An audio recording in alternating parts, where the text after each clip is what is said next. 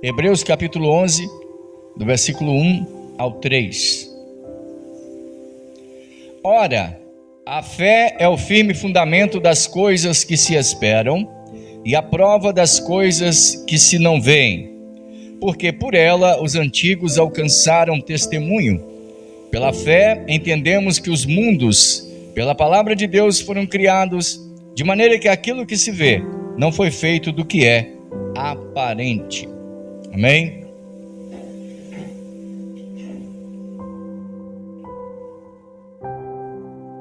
Muito bem, amados, temos diante de nós mais um tema palpitante, interessante, empolgante, majestoso, glorioso, porque é um texto da palavra do Senhor nosso Deus. E nós queremos, pela graça do Deus que fez os céus e a terra, falar sobre 3 tipos de fé. Fala-se muito sobre fé. Queremos falar de um tema bastante conhecido para alguns e bastante novo para outros. Afinal, pessoas novas engrossam as fileiras do Senhor. Amém? E uma que talvez poucas pessoas falam, que é a fé que nós chamamos de fé natural, que é a capacidade que todo homem tem de crer em Deus ou em qualquer divindade, uma fé psíquica, também chamada de fé morta ou fé sem obras. Por quê? Porque a fé natural não pode te salvar. Mas a fé natural é a capacidade que você tem de analisar o que está à sua volta, como Romanos capítulo 1, diz que os atributos invisíveis, tanto o seu eterno poder como sua divindade, referente à pessoa de Deus, claramente se veem pelas coisas que estão criadas, pelas coisas que estão à nossa volta.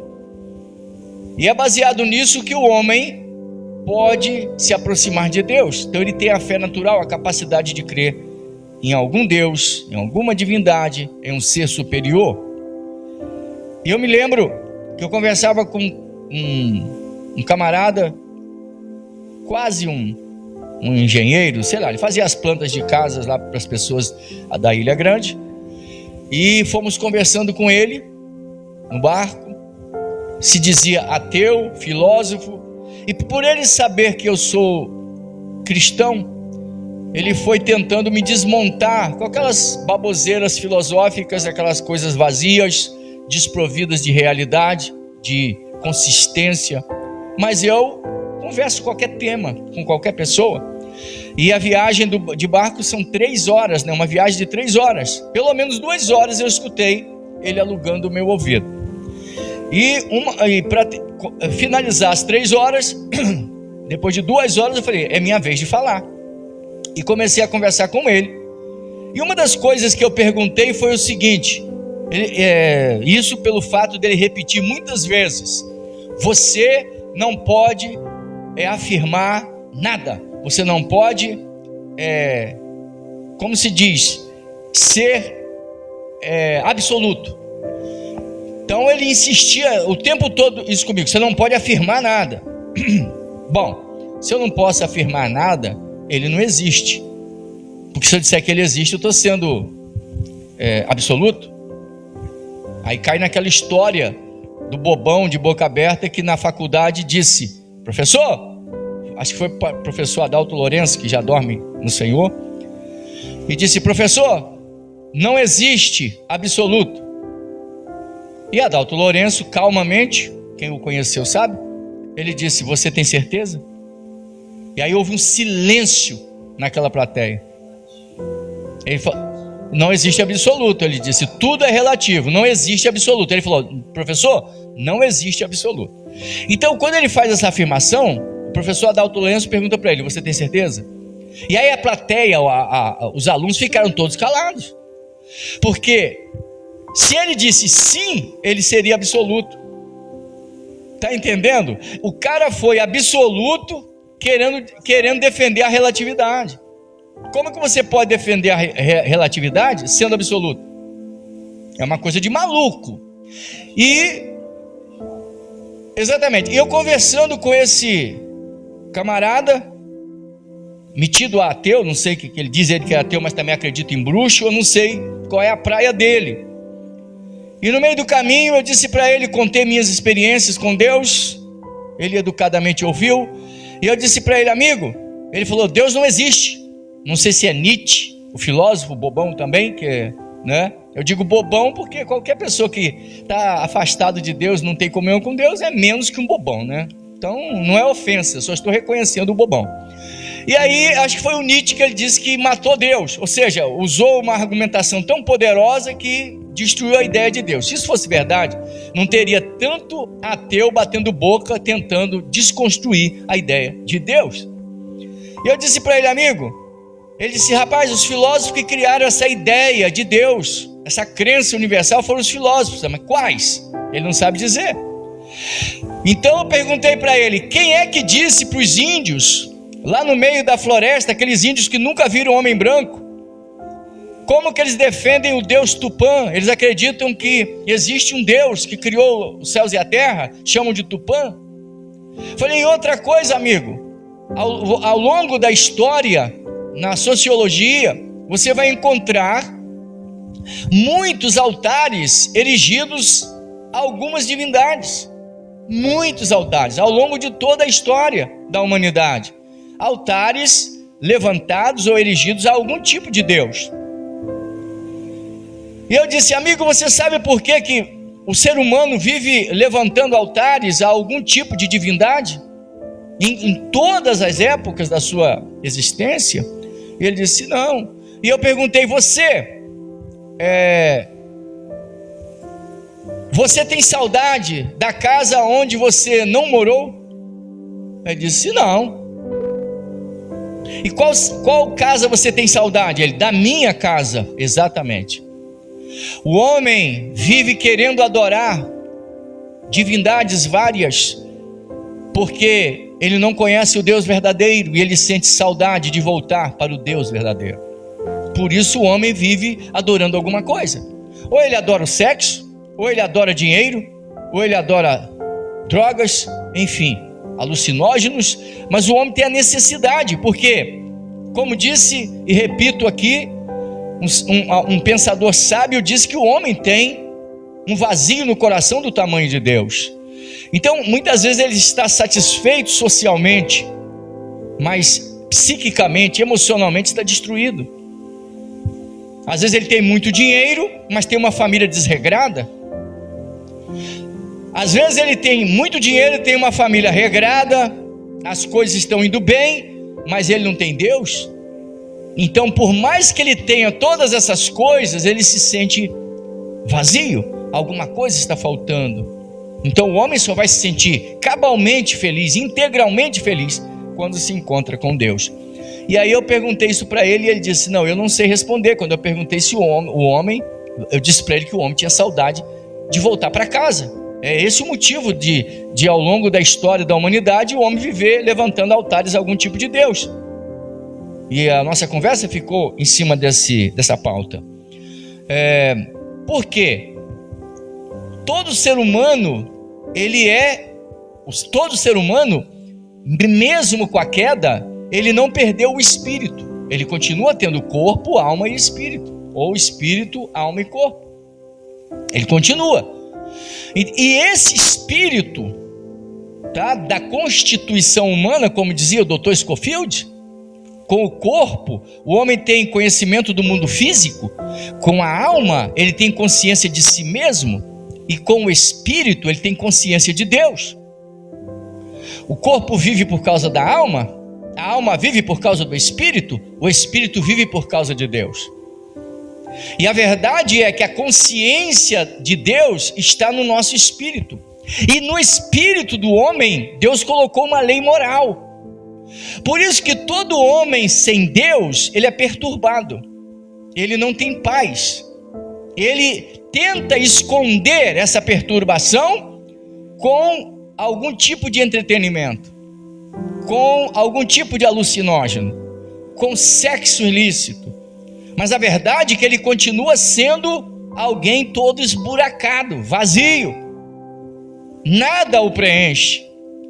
E eu estava vendo uma atriz, não vou falar o nome dela aqui, americana. Eu olhei para o rosto dela, a gente que lida com isso, a gente tem que testemunhar disso. Ela sorrindo numa entrevista com o Gentili, eu posso falar, com o Gentili, né, que vocês conhecem, e ela estava sorrindo, mas eu olhei e perguntei para minha esposa, olha para o sorriso dela, famosa, um sorriso fabricado, porque o coração está angustiado, vazio. É o que mais a gente vê, pessoas cheias de tudo e vazias de Deus, cheias de orgulho, cheias de arrogância, mas vazios de Deus. Isso é o que mais nós vemos. Essa lei moral que Deus colocou dentro do homem, no espírito do homem, que é a consciência, não o deixa ter sossego afastado de Deus. É um dispositivo para o homem voltar para o Criador. E por causa dessa consciência, o escritor aos Romanos, o apóstolo Paulo, no capítulo 1, ele diz: e tendo conhecido a Deus, não o glorificaram como Deus. Em outras palavras, tendo consciência da existência de Deus, a fé natural. O homem tem consciência, olhando a natureza, sabendo que todo efeito tem uma causa, olhando que a criação que está à nossa volta teve um motivo, teve algo que deu origem a tudo isso. Isso aí leva o homem a deduzir que existe alguém superior por trás de tudo isso. Mas a Bíblia diz que eles não deram ouvidos a isso, em seus discursos se desvaneceram e adoraram antes a criatura do que o Criador, que é bendito eternamente. Certo? Então, o homem, e por causa disso, por causa dessa consciência da existência de Deus, as coisas naturais à nossa volta, Paulo diz, eles estão diante de Deus sem desculpa, ou seja, eles são indesculpáveis. Não adianta eles dizer, não teve como eu te conhecer. Deus só pode condenar, irmãos, alguém que pode mudar sua postura. Deus não condena um paralítico porque ele não participou de uma corrida. Deus não é injusto. Deus só vai condenar quem pode correr. Como é que Deus vai condenar alguém que não pode se defender ou que está pré-ordenado por um fatalismo demoníaco a não poder fazer nada? Deus vai julgá-lo como? Se ele não é culpado de coisa alguma. Certo? Essa fé natural, ela pode ser uma fé explorada pelos demônios, pois está na esfera da alma, não tratada pelo Espírito de Deus, área que o diabo domina. Mateus 16, 23, Jesus repreende o diabo que estava inspirando Pedro e diz: para trás de mim, Satanás, que me serves de escândalo, porque tu não cogitas as coisas de Deus, senão dos homens. Então, no que diz respeito ao psiquismo, no que diz respeito à sabedoria humana, no que diz respeito à política e tudo que diz respeito à sabedoria humana, Satanás pode manipular, ele é mestre. Coisas humanas, terrenas, é a esfera onde ele pode agir. É de onde vêm aqueles que dizem servir espíritos que estão evoluindo, conversar com pseudos anjos, que não são anjos de Deus, mas de demônios, pessoas que conversam com seres, né, que já partiram, pessoas que já partiram dessa vida, e por aí vai. Por que isso acontece? Manipulação demoníaca. Paulo diz que os gentios, sem saber, oferecem sacrifícios a demônios, porque eles se deixam levar por isso. Então não é difícil você ver alguém que está na idolatria dizer que sentiu a presença do tal ídolo, que ouviu uma voz, ele se arrepiou, ele chorou porque a fulana de tal, a santa não sei quem, o santo não sei quem, o fulano que morreu falou comigo, e por aí essa coisa toda acontece longe da palavra de Deus, o que é o engano demoníaco, porque esse tipo de fé, ela é psíquica, pode ser manipulada pelos espíritos decaídos. E Isaías capítulo 8, versículo 19 diz: a lei e ao testemunho. porque ele inicia dizendo o seguinte: quando vos disserem consultai os necromantes, os adivinhos, aqueles que chureiam ou murmuram entre dentes, não recorrerá um povo ao seu Deus, à lei e ao testemunho. Se eles não falarem segundo essa palavra, nunca verão a salvação, ou a luz da alva, que é o termo que ele usa. Certo? Por quê? Porque é uma fé natural, ela pode te levar a Deus, mas você pode também enredar por outro caminho. Nesse tipo de fé, os homens colocam as leis na boca dos seus ídolos ou do seu Deus. É normal você ver uma pessoa que não serve a Deus aparecer, inclusive na live, mas no dia a dia da gente, você vai ver pessoas que falam assim: não, Deus é amor, eu entendo que Deus faz isso, que Deus faz aquilo outro, e começa a dizer o que Deus faz sem conhecer a palavra de Deus. Por quê? Eu acho que Deus não vai me jogar no inferno porque eu sou uma pessoa boa. Eu acho que Deus, porque Deus, irmãos, Ele ama. Jesus morreu por todos nós.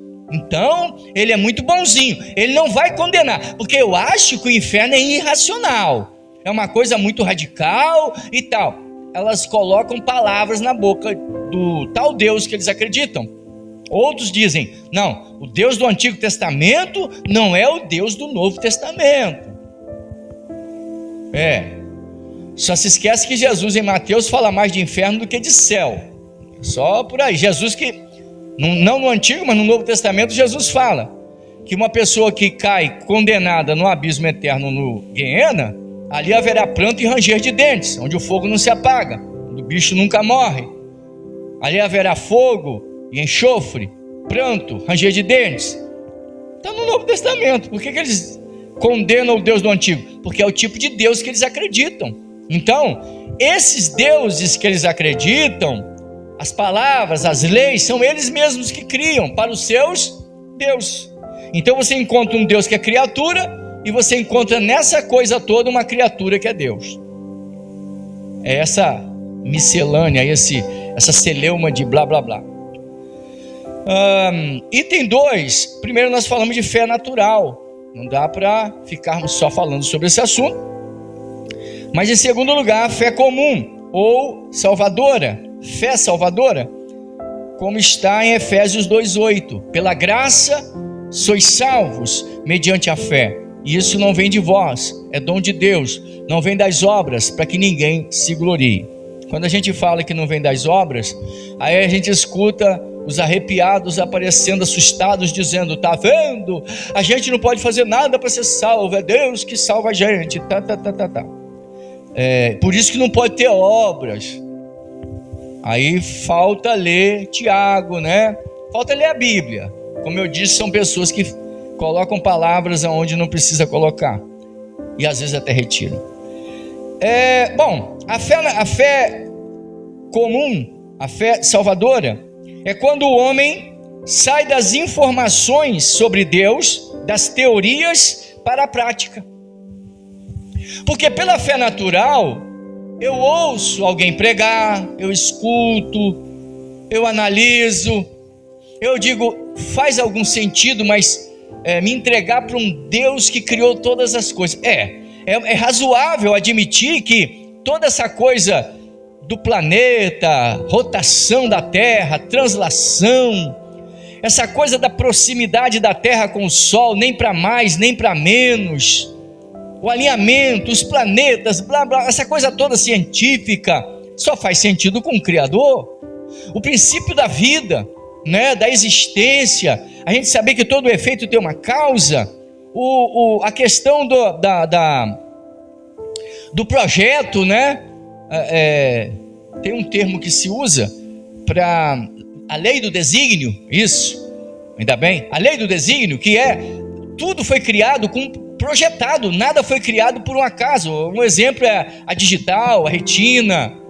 Então, quando o homem está nesse pé de raciocínio, e ele começa a analisar isso, e ele olha, Deus existe, Deus é o Criador, porque a Bíblia, de todas as coisas, porque a Bíblia diz que qualquer que se aproxima de Deus deve crer que Ele existe, e é recompensador daqueles que o buscam. Então, quando o homem chega nesse pé, está na hora dele migrar, para colocar isso em prática, querer saber mais de Deus e praticar o que Ele manda. Então ele vai para a fé, acontece o mistério da revelação da fé salvadora, que é uma revelação.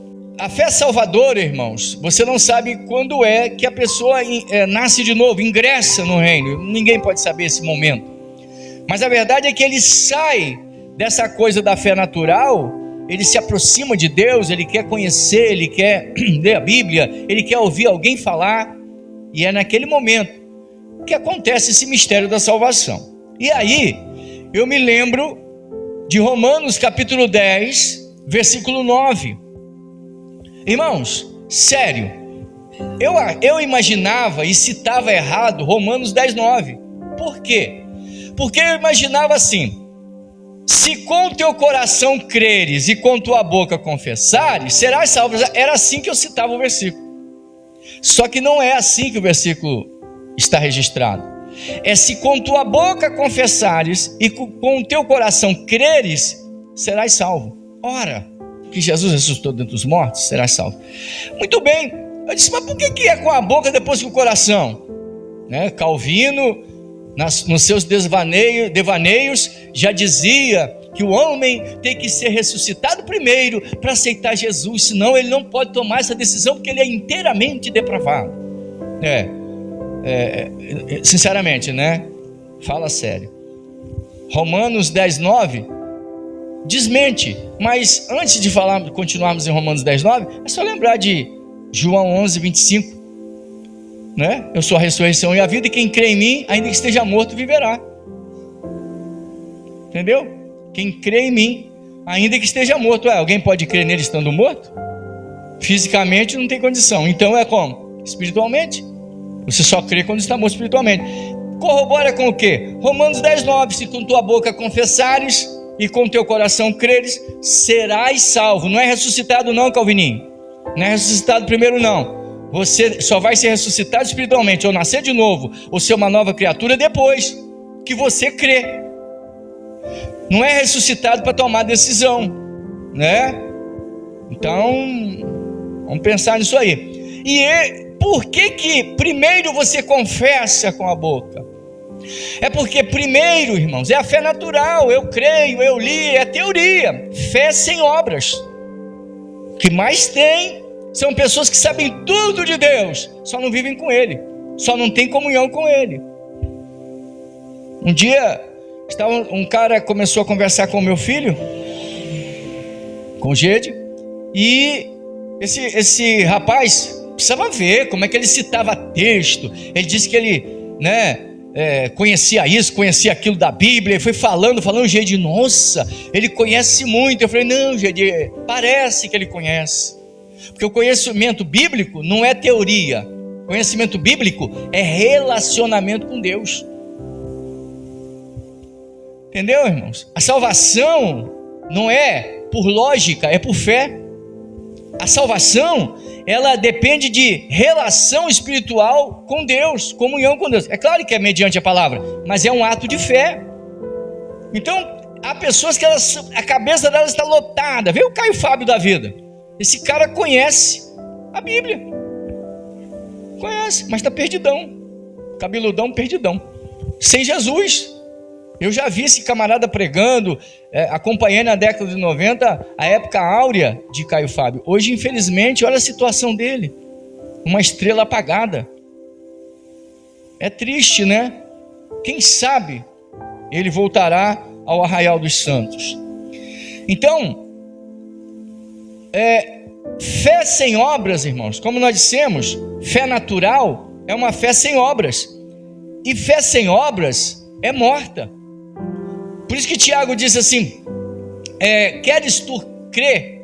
Crês tu, aliás, num só Deus verdadeiro, Criador de todas as coisas? Fazes bem. Os demônios também creem e estremecem. Então, na fé natural, o homem acredita em Deus, crê que Ele existe, crê que Ele é um monte de coisa boa, até gosta de ouvir os hinos cristãos, porém, não vive com Deus. Já na fé salvadora, é alguém que depois ele migrou desse estágio de teoria e passou a vivenciar Deus. Esse é o segredo. É por isso que nós falamos que se você colocar um doutor e um índio, Camarada lá da floresta, o índio, matutão, não sabe fazer um ó com um copo. Você coloca do lado do cara mais estudado, os dois não conhecem Deus. Você prega o evangelho para eles, os dois têm a mesma capacidade de receber o Senhor e de crescerem espiritualmente no mesmo nível. Eu acho interessante que eu estava conversando com um amigo meu, que ele até é bacharel em teologia, e eu falei que uma certa irmã lá da comunidade lá, falei, aquela irmã é muito menina, é muito infantil. E ele disse, não, ela tem 3 faculdades. Ah, irmãos, tem hora que a gente escuta umas coisas desconexas, né? O que maturidade, irmãos, tem a ver com diploma? Mesmo que você se forme, vamos lá, na medicina, por exemplo, você tem uma estrada para experimentar toda a sua teoria, tudo que você aprendeu. Não é assim. A coisa vai tomar forma, vai amadurecer com o tempo, experiência. Agora, como que você pode confundir sabedoria humana e colocá-lo no mesmo nível de relacionamento com Deus? Então, há pessoas que elas são cheias de informação, de muita teoria, e prática quase nada. E essa irmã, no que tange a vida espiritual, totalmente infantil, meninona, carnudinha. Mas ela tem 3 faculdades. Que diferença faz? Ela tem que amadurecer, e amadurecimento é uma coisa que diz respeito ao nosso psique e nosso relacionamento com Deus. Observe, irmã, nós temos 3 vidas: vida biológica e social, biológica e social, física. Nós temos vida psíquica e emocional, e nós temos vida espiritual. Nesses 3 estágios são maturidades diferenciadas.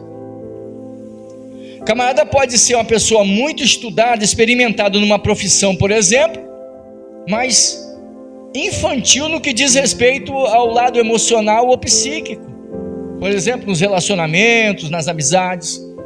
Assim como também ele pode ter dificuldades no que diz respeito à vida cristã de relacionamento com Deus. Não vamos confundir uma coisa com a outra. A salvação, irmãos, ela está fadada à questão da fé transcendental, a fé com obras. Ou seja, se você é salvo, tem que produzir fruto de salvação. Como disse João Batista, produzir, pois, frutos dignos de arrependimento. Quando alguém recebe a Cristo como Senhor, como Salvador, ele tem que produzir frutos que são característicos de alguém que é salvo por Cristo. E o que mais eu encontro são pessoas com o rótulo de salvo, vivendo uma vida de ímpio.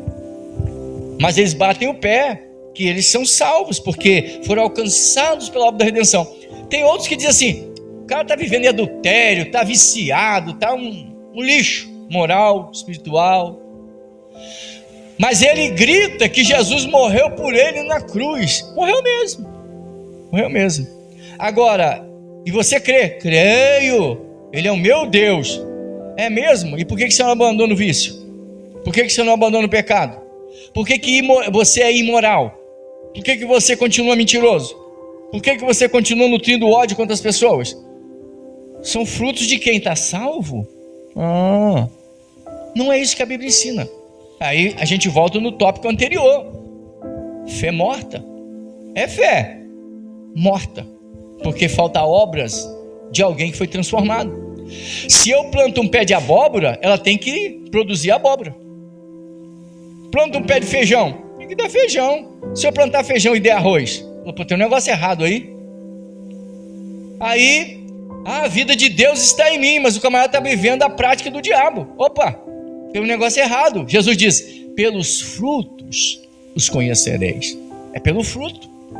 Fé onde Satanás não tem acesso. A fé salvadora é a área onde Satanás não pode ter acesso. Ele pode tentar lutar, mas você está blindado, está protegido. E é onde nós encontramos 1 Coríntios 2,15, que diz que o homem espiritual, salvo, anda guiado pelo Espírito, é o homem espiritual. Ele discerne bem tudo, de ninguém é discernido. É o capacete da salvação, espada do Espírito, escudo da fé, enfim, como está no capítulo 6 de Efésios. Então, você está, pelo fato de você viver em comunhão com Deus, você está protegido, tá? Romanos 8:1, portanto agora, o quê? Depois de salvo, regenerado, nenhuma condenação há para os que estão em Cristo Jesus, que já não andam mais segundo a carne, mas segundo o Espírito, porque o Espírito de vida em Cristo Jesus me livrou da lei do pecado e da morte. Amém? Então, outro tipo de fé, que é a fé salvadora, de relacionamento com Deus.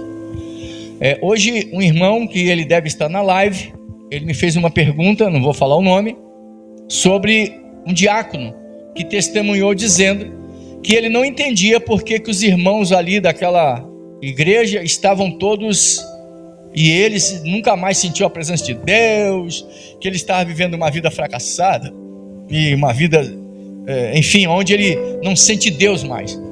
E esse irmão me perguntou, depois dele também ter dado uma palavra sobre o assunto. Falei, é uma coisa relativa. Tem gente que ele vai medir a presença de Deus na vida dele baseado em euforia. Se ele estiver numa reunião como essa aqui, onde nós estamos ministrando a palavra, e você não vê ninguém pulando e nem voando de cima das cadeiras como quem tomou Red Bull, ele diz que Deus não está presente. E Deus está manifestado aqui no ministério do ensino, mas isso para eles não tem valor. Teria que ser o dom de profecia, que é secundário. Teria que ser uma revelação secundária, que não seja, porque a palavra é prioritária e é superior. E aí ele entende que Deus não está presente. Provavelmente quando ele está triste ou angustiado, ele entende que Deus é igual um pombo, entra e sai do pombal toda hora. Então toda hora ele perde a presença de Deus, toda hora ele tem que procurar a presença de Deus, porque ele entende que a presença de Deus é psíquica. Só que a presença de Deus é espiritual, ela não depende de fatores psíquicos. Ou seja, faz-nos entender o seguinte, capítulo 24 de Lucas, onde os discípulos no caminho de Emaús estavam angustiados, porque Jesus morreu. E o próprio Jesus se aproxima deles e disse, que conversas são essas que vocês trocam pelo caminho? E eles disseram, tu és forasteiro em Jerusalém e não sabe das últimas coisas que aconteceram? Não, quais? E quais? Eles disseram, Jesus, poderoso em obras, que as nossas autoridades entregaram, mataram e tal, aquela coisa toda, a maior tristeza. Quando eles chegam no lugar para onde eles iam, encurtando a história, aquele viajante senta-se à mesa e na hora do partir do pão ele some. Quando eles fecham o olho para orar, abriram, cadê o homem? Sumiu. E aí eles disseram, era Jesus. E olha o que eles falam, porventura no caminho não nos ardia o coração quando ele nos abria as escrituras? Irmãos, o coração estava ardendo, ou seja, o espírito deles estava vibrando, dizendo, é Jesus, é Jesus, é Jesus. Mas a alma estava que depende de se submeter a Deus, o eu do homem, estava dizendo assim, ele morreu, eu vi, todo ensanguentado e tal, eu estava lá quando ele deu o último suspiro, ele entregou o espírito. Isso acontece direto, irmãos. Eu não vou dar spoiler da sexta-feira, mas a verdade isso acontece direito com pessoas que querem prender Deus no seu psique. Presta atenção, queridos. Prova de vida espiritual. Paulo e Silas, todo machucados, sangrando, presos num lugar escuro, amarrados a um tronco, à meia-noite, cantavam hinos ao Senhor e oravam. Porque se dissesse que eles estavam só orando, nós diríamos, estavam dizendo, ai meu Deus, oh Senhor. Não. Estavam cantando. E algumas pessoas imaginam que você só pode cantar se você estiver alegre. Então, realmente, quem está alegre, cante. Isso é natural. Mas Deus não procura só fruto natural. Deus procura fruto temporão. Não era hora de se dar glória a Deus, mas eles estavam cantando.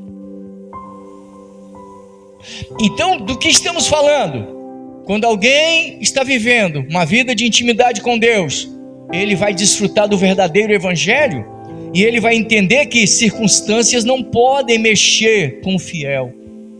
Aí a gente entende por que no Coliseu Romano, na arena, aquelas pessoas se abraçavam e se despediam e diz, no céu nos veremos, e corriam na direção dos leões. Você pode entender isso? Sabendo que seriam devorados? Como pode alguém cantar vitória diante da morte? Precisa viver com Deus. E aí, queridos, vocês que estão na live, é aí que a gente fala dos Nutelinhas. É o crente Nutella, que até por causa de um pernilongo ele se desvia. Deixa de ir ao culto que tinha uma barata no meio da estrada. Eu conheço uma pessoa, uma irmã, eu sempre falo, mas claro que ninguém vai saber o nome, eu repito várias vezes, agora vai ficar gravado. A irmã que deixou o marido por causa de uma Coca-Cola. Olha o valor que um homem tem. Porque ele fez os cálculos de gasto, é sério, irmãos. Ele fez os cálculos de gasto na casa dele, e como ela tomava Coca-Cola no lugar da água, ele então disse que precisava cortar a Coca-Cola, que é para diminuir o gasto. E ela mandou, sabe o quê? Fico com a Coca, mas você vai embora. Ficaram um bom tempo separados, já voltaram. Eu não voltaria não, irmãos, porque que homem é esse que vale menos que uma Coca-Cola?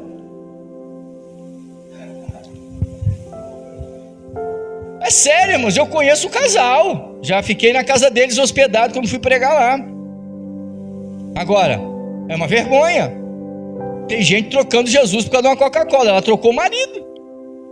Você não pode contradizer ninguém, porque se você fizer isso, tem um bando de gente com um monte de portinha aberta, você vem pra cá, que é porque eu te dou isso, dou aquilo outro.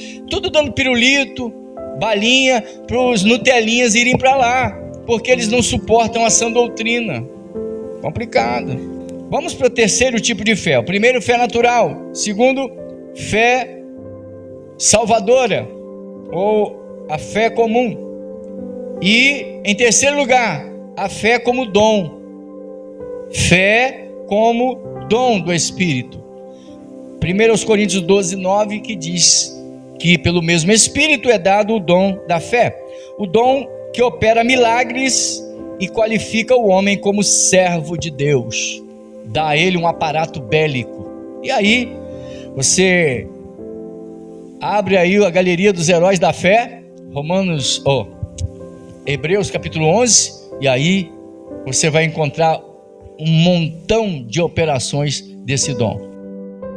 Fé que opera milagres é a fé como dom.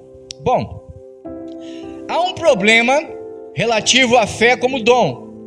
Tem um cabra aí que no jornal é uma denominação muito grande, e ele colocou no jornal dele assim: não importa em que você crê, o importante é você ter fé. É claro que esse perturbado está falando de quê, irmão? De fé, de uma fé psíquica. Ele está falando do poder do subconsciente. Ele não está falando da fé bíblica. E nem vou ficar dando muita bandeira, você vai saber de quem que eu estou falando. Quando eles transformam a fé numa deusa. A fé como deusa. Teve um cara que teve a cara de pau, irmão, de falar, tem que dar um presente para ele, 1 litro de óleo de peroba. Ele falou que se você crê, Deus é obrigado a fazer. Por que ele está falando isso? Mas ele está falando de fé psíquica. Eu me lembro de um livro, eu creio que é Joseph Murphy. Um livro, esse livro, não sei se existe ainda, 1001 Maneiras de Enriquecer. Esse livro é cheio de versículos, irmãos, com aquelas partes positivas, tipo: nenhuma arma forjada contra ti prosperará. Pronto, só isso, fora de contexto. Posso todas as coisas naquele que me fortalece. E aí esse cara escreveu esse livro. Sabe, eu tinha 16 ou 17 anos. Já vai uns 40 anos atrás, esse livro. E hoje você encontra esses redutos onde eles ensinam esse tipo de coisa. A fé é uma deusa. Então, se você crê, Deus se vê obrigado a fazer o que você quer. Quer dizer, é uma chave para manipular Deus. Se você fizer a campanha da corda bamba, a salgar a cidade, e aí já vem a mandinga gospel, feitiço gospel. Teve até um cara, uma bispa aí, mas não sei quem foi a desgovernada, aonde para beijar o pé dela tinha que dar R$1.000. Falei, irmãos, eu beijo da minha bispa de graça. Sabão em pó ungido, vassoura da bruxa ungida e vigília da corda bamba, e o pessoal vai nessas baboseiras. Sabe o que é isso, irmão? Acreditando o quê? Na fé lotérica. Você dá, e sem contar a biqueira gospel. Dá 100, entendeu? Jesus de 100, Jesus de 50, você tem que pegar um envelope. É a biqueira gospel. Irmãos, é o pozinho, o charutinho, a pedrinha, esse negócio aí, entendeu? Da biqueira gospel. Então, você vai lá, pega lá uma algema gospel para você arrebentar que tudo vai prosperar. Teve um cara que mandou levar uma rosa para casa, tudo de mal ia entrar na rosa. Aí quando chegou lá na reunião, eu estava presente, pegou a rosa e disse, a moça caiu lá, uma atriz, não sei, endemoniada. Ele disse, demônio, entra aqui, olha só. Aí a moça ficou boa, ele está na rosa, o mal passou para a rosa. Aí agora, volta para ela, entortou de novo. Ô irmãos, tem gente acreditando numa desgraça dessa.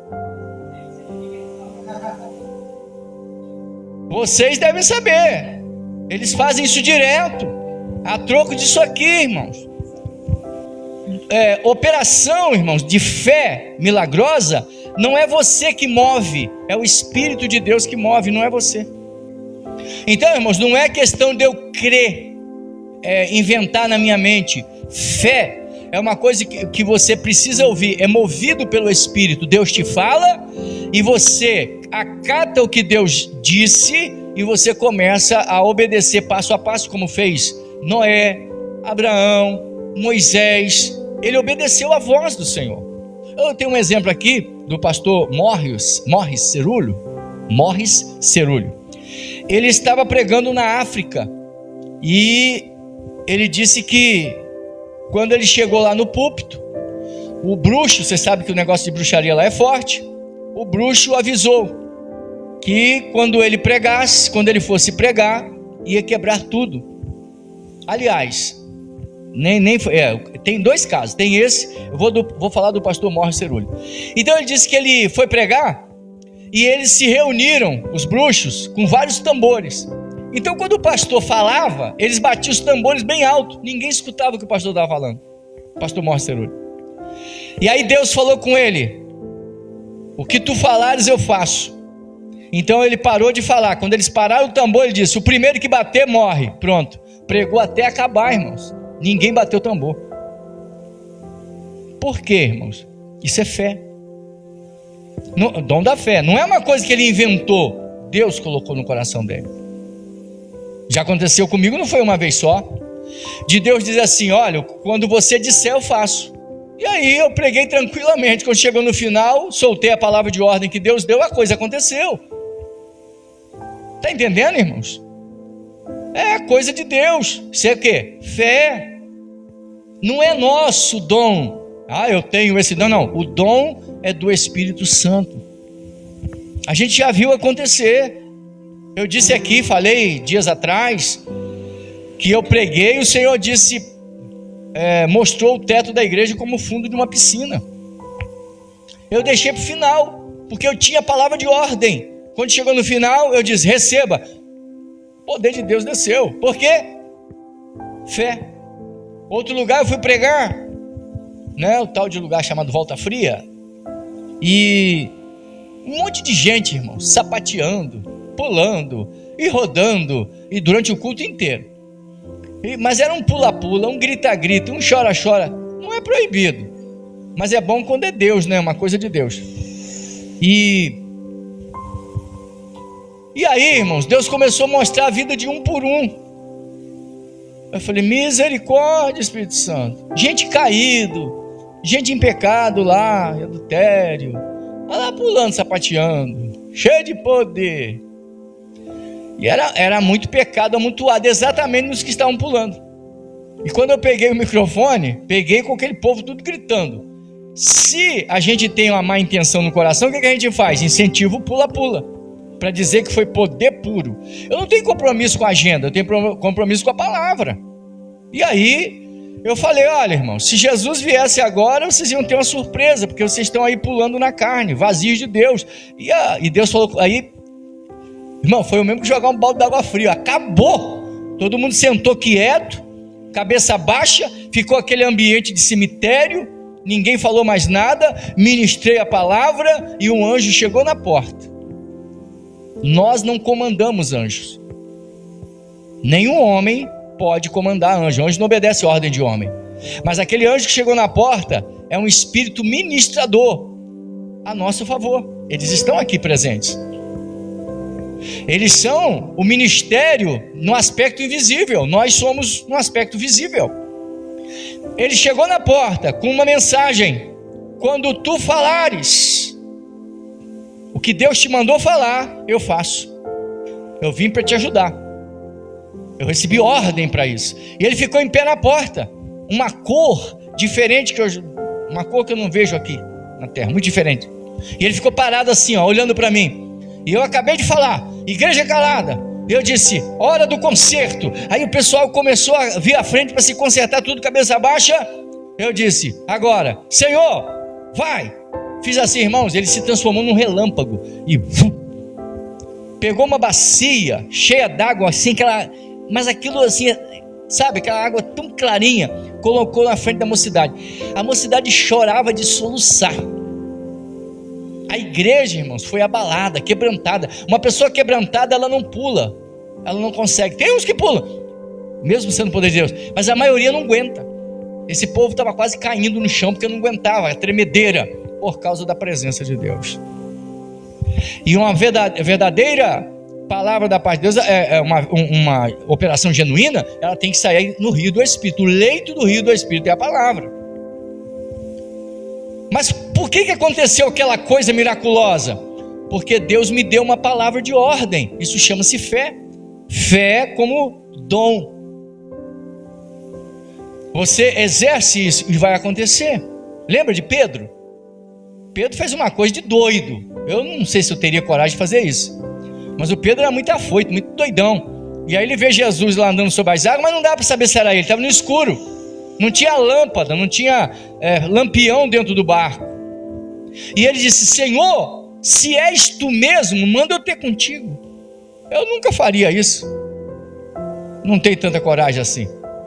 Andando sobre as águas? Não sei de onde o Pedro arrancou isso. Aí Jesus disse, vem. E ele disse, sobre a tua palavra. Eu vou. Porque o Senhor falou, vem. Se o Senhor não fala, vem, ele ia pular e descer igual prego. Ia para o fundo. Mas o Senhor falou. Lembra da rede? Se o Senhor, eu não pesquei nada, mas o Senhor mandou jogar aqui para o lado direito, vou até jogar, mas sobre a tua palavra, porque da minha parte. E jogou e veio com aqueles 153 peixes enormes. É isso? E por quê, irmãos? Uma palavra de fé. Não é a primeira vez que eu me lembro, novo convertido, eu era vice-dirigente da mocidade, já estou encerrando, vice-dirigente da mocidade, e me puseram para pregar, irmãos. Eu tímido que dava dó. E aí quando eu soube que o dirigente não estaria presente, eu teria que dirigir o culto, cantar, misericórdia, e ainda pregar, olha, eu tremi na base. Fui para casa naquele, não sei se era um sábado, não me lembro. Fui para o monte, eu quase arranquei capim com as unhas, dizendo, Deus tem misericórdia, me dá um versículo, misericórdia. Chorei, fiquei arrasado. Quando eu cheguei na reunião, o dirigente mesmo ainda estava viajando. É possível que ele chegaria na hora do culto? E o pastor presidente, um homem muito sábio, chega para mim e fala, meu filho, falei, pastor, não, eu não vou dirigir não, o senhor dirige, porque eu nem tenho terno. Ele disse, não, meu filho, eu tenho um terno aqui que serve de você direitinho. Fez eu vestir aquele terno. Eu falei, meu Deus. Ele disse, pastor, eu não preciso subir ao púlpito não, senta aqui do meu lado. Sentei do lado do pastor, meu Deus. E aí tremendo, o senhor canta os hinos, o senhor faz a oração inicial e o senhor canta os hinos. E aí, fica tranquilo, meu filho, eu já passei por isso, já fui como você, eu também já passei por isso, fica tranquilo. E o pastor começou e cantou os hinos e depois me botou para dirigir, acho que botou para dirigir. Não, minto. Quando o pastor estava cantando, fez a leitura, não me lembro, quem é que chega? O dirigente da mocidade, o primeiro. Aí eu, glória a Deus, me levantei para sair, o pastor, não, fica aí. E eu tive que ficar do lado dele. Agora, pode piorar? Sempre pode. Ele me mandou, me deixou de molho, não tive oportunidade. E olha só, faltando 15 para as 9, irmãos, um tempo pequenininho.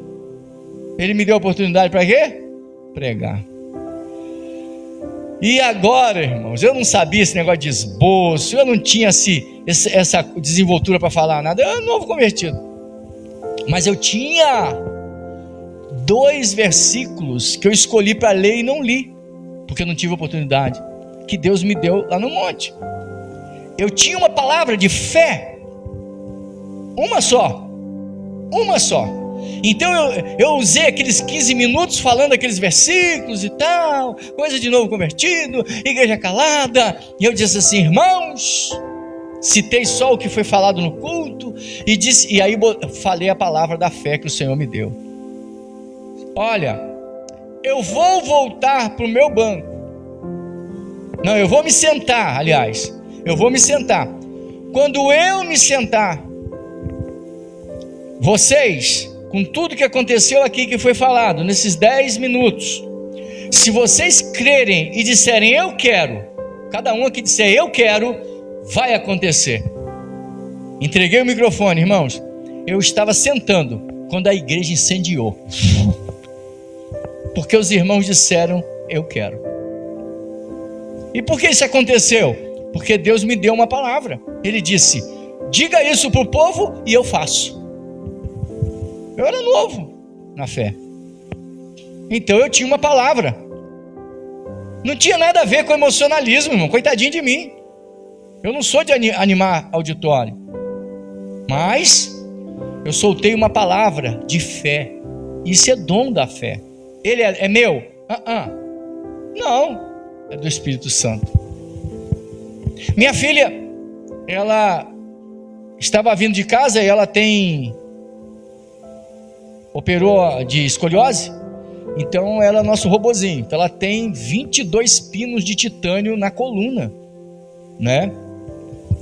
E muitas que operaram dessa forma acabaram quebrando alguma daquelas hastes, tiveram que voltar, abrir tudo e tal. E um dia a gente estava vindo para o culto, ela pisou em falso num buraco, e na hora que ela pisou, irmãos, eu acho que rebentou uma haste daquela. Eu não quis falar para ela não se assustar, eu preferi apresentar a Deus. Aí ela gritou de dor lá, que ela pisou, e aquilo, irmãos, a hora que eu botei a mão, eu senti a ponta do ferro, da haste quebrada. Mas se eu falasse para ela, ela ia ficar apavorada. E ela: tô sentindo dor. Eu falei: não, mas já vai passar. E eu orando, e Deus fez a haste voltar para o lugar. Mas eu não falei, porque a haste quebrou. Coitada, né? Como é que a gente ia sair tarde da noite aqui, lá para o Rio de Janeiro e tal? Uma coisa muito contramão. A operação dela foi um milagre, foi uma coisa de Deus, a gente não tinha condição, enfim. Mas eu não falei para ela, mas quando eu botei a mão, eu senti aquela ponta bem aqui em cima, ressaltou, saiu para fora assim, ó, aquela ponta. E eu botei a mão em cima, e eu disse: não, fica tranquila. Você lembra? Você sentiu isso? Quebrou sim. Ela está falando que sentiu isso, quebrou mesmo. Mas o Senhor fez voltar para o lugar. Falei: Senhor, a gente não tem condição, volta com esse negócio para o lugar, tu podes. E aí eu não sei a que horas que voltou, só sei que sumiu, ela está bem, a glória de Deus. O dom é de quem, irmãos? Isso é dom do Espírito Santo, não é nosso. Deus faz. Pastor, por que Deus não me usa na operação de maravilhas? Tem algum paralítico na sua frente? Tem alguém na situação da irmã? Tem alguém com a perna, sei lá, pé torcido, sei lá, alguma coisa desse tipo que o médico disse que não tem jeito? Tem? Aí você pode orar e de repente vai manifestar, Deus vai usar você, ou no dons de curar, ou operação de maravilhas. Então domingo nós estamos falando sobre dons espirituais. Quando eu acabar, então me lembrem, desde que eu não esqueço, para falar sobre o tema que eu disse, sobre quebra de maldição, tá? Sobre o mito da quebra de maldição. Ou de repente, não sendo nessa sexta-feira, na outra eu posso falar e continuar falando no domingo sobre os dons, tá bom? Amém? Pai eterno, obrigado por essa bênção de estarmos na tua casa. Obrigado pela tua palavra nessa noite, que veio de encontro às nossas necessidades. Obrigado, ó Deus, por tuas misericórdias infindas. Obrigado, ó Deus, pelo teu perdão. Te agradecemos pela comunhão que temos com os teus filhos, o nosso relacionamento espiritual. Despede-nos em paz esta noite, nos proteja no retorno aos nossos lares, dá uma noite tranquila na tua presença. Concede, ó Deus, que possamos ver no dia de amanhã projetos teus sendo colocados em prática e o teu nome sendo exaltado sobre as nossas vidas, em o nome santo de Jesus. Que o Senhor te abençoe e te guarde. Que o Senhor faça resplandecer o seu rosto sobre ti e tenha misericórdia de ti. Que o Senhor sobre ti levante seu rosto e te dê a paz. Terminado em nome de Jesus.